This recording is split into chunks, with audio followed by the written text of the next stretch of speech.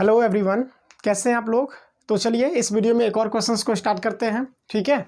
और देखिए क्वेश्चंस जो है हाइट एंड डिस्टेंस है और बहुत ही अच्छा क्वेश्चंस है, ओके। और काफ़ी ज़्यादा अच्छा कह सकते हैं इसको। और चलिए इस ऐसा टाइप्स का क्वेश्चन जो है ना आपके बुक में बहुत ज़्यादा होता है, तो इस क्वेश्चन को समझिए, काफ़ी अच्छा है। क्या करें यहाँ पे आपको कि the angle of elevation of a cloud, cloud तो वो तो ऊपर होता है ना, बादल, ठीक है। तो the angle of a cloud from a point h metre above a lake, lake जो कोई पानी वाला झील है ना, उससे एच मीटर एबव वहाँ पे एंगल ऑफ एलिवेशन बन रहा है। तो एंगल ऑफ एलिवेशन कितना है आपको, अल्फा। तो चलिए थोड़ा सा डायग्राम में आपको थोड़ा सा समझाते हैं हम। देखिए चलिए LHS में लिखेंगे, LHS बोल दिए सॉल्यूशन, ठीक है। तो यहाँ पे जैसे कि सपोज ये हम बनाते हैं, हो गया आपको, ये हो गया AB is the surface of the lake. इसके नीचे क्या है, इसके नीचे आपको पानी है, इसके नीचे क्या है, इसके नीचे पानी हो गया। ये हो गया आपको क्या हो गया, सरफेस ऑफ द लेक, मतलब ये हो गया लेक का जो सरफेस है वो, ठीक है। अब इस लेक पे जो है कहीं पे भी एच मीटर एबव, यहाँ से एच मीटर ऊपर करते था, सपोज हम यहीं से कर लेते हैं, यहाँ क्या आने के उधर से फिगर बना लेंगे और भी, ठीक है। एच मीटर एबव ये डिस्टेंस हो गया, ये हो गया एच मीटर, ठीक है। ये हो गया एच मीटर, ए से लेकर के बी ले लिए हैं तो सी, ए सी हो गया h metre. H metre above जो है ना angle of elevation of a cloud.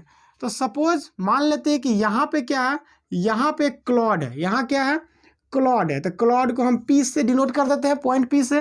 तो इस क्लाउड का एंगल ऑफ एलिवेशन यहाँ पे जो है, तो एंगल ऑफ एलिवेशन बनाने के लिए आपको ये साइड लाइन हो गया, क्योंकि यहाँ सी पॉइंट पे ऑब्जर्वर है ना, पॉइंट सी पे क्या हो गया, ऑब्जर्वर। क्योंकि कह रहा है क्वेश्चन में कि लेक से एच मीटर एबव में जाकर के, लेक से एच मीटर ऊपर जो है ना वहाँ पे एंगल ऑफ एलिवेशन बन रहा है, तो ऑब्जर्वर सी पे हो गया। तो यहाँ से एक हो जाएगा हॉरिजॉन्टल लाइन, और ये हो गया आपको एंगल ऑफ एलिवेशन अल्फा, हो गया ना, ये हो गया एंगल ऑफ एलिवेशन अल्फा। किसका, तो यहाँ जो क्लाउड पी पॉइंट पे उसका, ठीक है। अब देखिए, अब आपको थोड़ा सा क्या करते हैं कि इसको हम यहाँ से परपेंडिकुलर ड्रॉ कर लेते हैं इस लेक के ऊपर में। तो चलिए ये B यहाँ पे हो गया, ठीक है, ये हो गया। अब यहाँ पे P, इस पॉइंट को भी कुछ आप मान सकते हैं, जैसे कि ABC। चलिए इसको D ले लेते हैं, क्या ले लेते हैं हम, D ले लेते हैं। देखिए जैसे ये जो है आपको ACH है, तो BDB क्या हो जाएगा आपको, BDBH हो जाएगा, BD जो है ना ये भी क्या हो जाएगा आपको, H हो जाएगा। क्यों, क्योंकि ये दोनों हॉरिजॉन्टल लाइन है, पैरेलल है, तो ये BDBH हो जाएगा, ठीक है। बाद में कि यहाँ पे PD जो है, ये जो PD वैल्यू है, इसको क्या करते हैं हम, इसको हम x मीटर मान लेते हैं, ओके। ये हो गया आपको इतना x मीटर, ये हो गया इतना, PD हो गया x मीटर।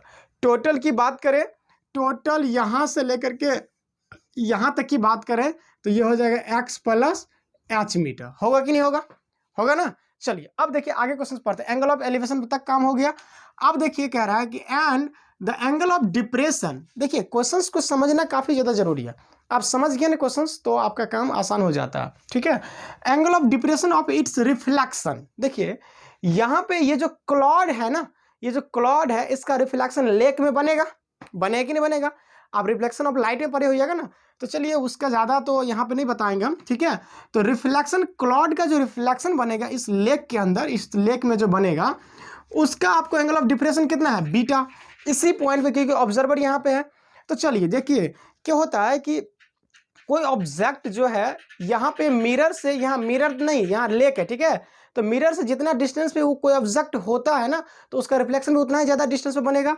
तो यहाँ पे जो है आपको क्या होगा कि इसका रिफ्लेक्शन, सपोज इस क्लाउड P का रिफ्लेक्शन इसके नीचे बन रहा है, यहाँ पे इसका नेमिंग कर लेते हैं। देखिए P है, चलिए Q कर लेते हैं। सपोज Q इज द क्या हो गया आपको, रिफ्लेक्शन ऑफ P। तो एंगल ऑफ डिप्रेशन यहाँ से इसका वाला एंगल ऑफ डिप्रेशन क्या हो जाएगा आपको, ये बीटा हो गया, क्योंकि ऑब्जर्वर यहीं पे है, ठीक है। तो क्लाउड का रिफ्लेक्शन Q पॉइंट पे लेक में बन रहा है, इसका एंगल ऑफ डिप्रेशन बीटा बन रहा है, ठीक है ना, यही कह रहा है क्वेश्चन में। अब बताना है आपको, prove that the height of the cloud is, height of the cloud is h, ठीक है। Height of the cloud is h into 10 beta plus 10 alpha by 10 beta minus 10 alpha. देखिए यहाँ जो हाइट पूछा गया है आपको किसका, क्लाउड का, तो सी लेवल से हाइट बताना है, किससे। देखिए ये पॉइंट B है, ठीक है, ये पॉइंट B है। तो सी लेवल मतलब उसका जो लेक है ना, ये AB से ए से लेकर के पी तक, ठीक है, सॉरी यहाँ ए बी इसका लेक है, तो बी से लेकर के पी तक मतलब बीपी, क्या बीपी जो है ये क्या हो गया आपको हाइट ऑफ द लेक हो जाए, sorry height of the cloud हो जाएगा। अब देखिए इसका रिफ्लेक्शन है, तो जितना बीपी होगा उतना ही बीक्यू भी होगा, जितना बीपी उतना ही बीक्यू। गौर करिए बीक्यू कहाँ पे, तो देख लीजिए आप बीक्यू का वैल्यू क्या हो जाएगा आपको, क्या है ना कि बीपी ये टोटल बी से लेकर बी तक एच एक्स प्लस एच है, तो बीक्यू भी क्या हो जाएगा आपको एक्स प्लस जो है एच ही मीटर हो जाएगा। होगा क्या होगा। अब अगर आप इतना समझ गए ना तो क्वेश्चन जो है आसानी से आपको बन गया, समझ लीजिए, ठीक है। अब देखिए अब आपको क्या करना है, एक ट्रायंगल ये वाला ले लेना है, ठीक है। तो आप पहले मान लीजिएगा यहाँ पे let A B be the surface, ठीक है, surface of the lake. A B को हम लेक का सरफेस मान लिए, ठीक है। तो चलिए from triangle P D C, क्या from triangle P D C की बात करें ऊपर वाला में, तो इसमें जो है आपको tan alpha is equal to क्या हो जाएगा पी डी, ठीक है, पी डी बाय इसका हो जाएगा आपको परपेंडिकुलर में बेस, तो बेस हो गया सी डी, ठीक है। तो टेन अल्फा वैसे ही रहने दीजिए, पी डी का वैल्यू क्या है आपको एक्स है, और सी डी का वैल्यू नहीं कुछ माने हैं तो सी डी ही रहने दीजिए। यहाँ से क्या करते हैं हम सी डी छांट लेते हैं, ठीक है। सी डी जब छांटेंगे तो अल्फा नीचे आ जाएगा, मतलब टेन अल्फा नीचे, तो एक्स बाय क्या हो जाएगा आपको tan alpha, x by ten alpha, इसको इक्वेशन फर्स्ट मान लीजिए। क्लियर। देखिए आप कहिएगा सर सी डी ही क्यों निकाले, क्योंकि सी डी इसलिए निकाले कि नीचे भी जो ट्रायंगल बन रहा है ना, नीचे भी जो राइट एंगल ट्रायंगल बन रहा है ये वाला आपको सी डी क्यू बन रहा है, इसमें भी सी डी आ जाएगा, तो दोनों में सी डी कॉमन हो जाएगी, इसमें भी सी डी छांट लेंगे और दोनों को इक्वेट कर देंगे, ठीक है। तो आप लिखते हैं from triangle C D Q, ठीक है। देखिए सी डी क्यू, तो सी डी क्यू में जो है देखिए जो चीज़ लेट करके माने थे, जैसे पी डी को एक्स माने हैं, ये सब चीज़ें आप कर लीजिएगा थोड़ा सा, ठीक है। तो सी डी क्यू में आप क्या लगेगा टेन बीटा, तो टेन बीटा लगाते हैं, तो देखिए टेन ही क्यों लगाते, क्योंकि हमको यहाँ पे परपेंडिकुलर बेस में ना दिया हुआ वैल्यू। तो देखिए परपेंडिकुलर जो है tan beta is equal to, तो बीटा का पॉजिटिव वाला क्या है आपको इतना वाला ट्रायंगल, ये जो दिख रहा है बड़ा वाला ट्रायंगल, ठीक है। तो बीटा का अपोजिट में ये डी से लेकर के क्यू तक, ठीक है, डी से लेकर के क्यू तक, तो डी क्यू बाय बेस में हो जाएगा आपको सी डी, ठीक है।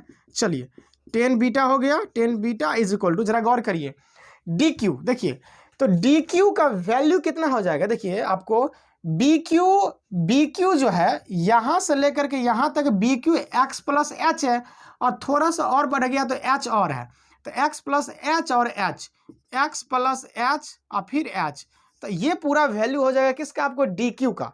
तो डी क्यू का कुल मिला के वैल्यू हो गया आपको एक्स प्लस टू एच, तो यहाँ पे हम डायरेक्ट दे सकते हैं x plus two h by C D, ठीक है। यहाँ से भी सी डी निकाल लेंगे, C D is equal to हो जाएगा x plus two h by ten beta, this is the equation second. अब देखिए इक्वेशन सेकेंड एंड फर्स्ट को क्या करिएगा आप इक्वेट कर दीजिए, दोनों में सी डी है, तो यहाँ से एक्स का वैल्यू आ जाएगा, किसका वैल्यू आ जाएगा, क्योंकि यहाँ पे एक इक्वेशन बनेगा ना जो टी फंक्शन से और एक्स है, तो यहाँ से एक्स का वैल्यू निकल जाएगा, और एक्स का वैल्यू निकाल लेंगे, फिर क्या करेंगे हम इस एच में और एक्स में ये एक्स प्लस एच, ठीक है, ये एक्स का वैल्यू आ जाएगा यहाँ पे ना, और एक्स प्लस एच दोनों को अगर हम जोड़ देंगे ऐड कर देंगे तो हमको क्या निकल जाएगा हाइट ऑफ द क्लाउड निकल जाएगा। क्लियर। तो चलिए थोड़ा सा इसको सिंपलीफाई कर देते हैं। ओके यहाँ देखिए अब जो है फ्रॉम फर्स्ट एंड सेकेंड यहाँ से निकल जाएगा ये x by ten alpha is equal to x plus two h by ten beta हो गया, ठीक है।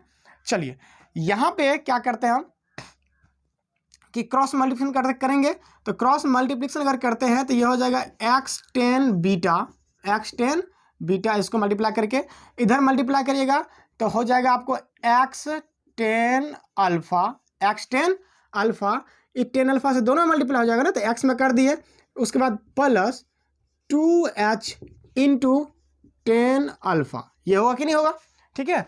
अब देखिए जरा गौर करिए यहाँ पे आपको जो है ना पहले एक बार लिख लीजिए ये आपको एक्स टेन बीटा हो गया, x10 beta is equal to, इन दोनों में कॉमन क्या दिख रहा है आपको, टेन अल्फा कॉमन दिख रहा है दोनों में। नो, दोनों में से कॉमन नहीं लेना क्योंकि हमको x छांटना है ना, तो x वाले को आप क्या करिए, x वाले को इधर ला लीजिए, ठीक है। तो x10 बीटा और ये हो गया आपको x10 alpha, x10 alpha is equal to हो गया 2h10 अल्फा, ठीक है। अब इन दोनों में x कॉमन है तो x निकाल लीजिए, ठीक है। x into 10 beta minus 10 alpha is equal to 2h into 10 alpha. देखिए यहाँ पे हम x वाले को इधर ला लिए क्योंकि x का ही वैल्यू छांटना है, ठीक है। तो x कॉमन ले लेंगे ना, तो अब ये x इज इक्वल टू क्या हो जाएगा, ये वाला टर्म्स नीचे आ जाएगा। तो यहाँ पे x इज इक्वल टू क्या हो जाएगा आपको 2h into 10 alpha by 10 beta minus 10 alpha, ये हो गया, ठीक है। ये x का वैल्यू आ गया।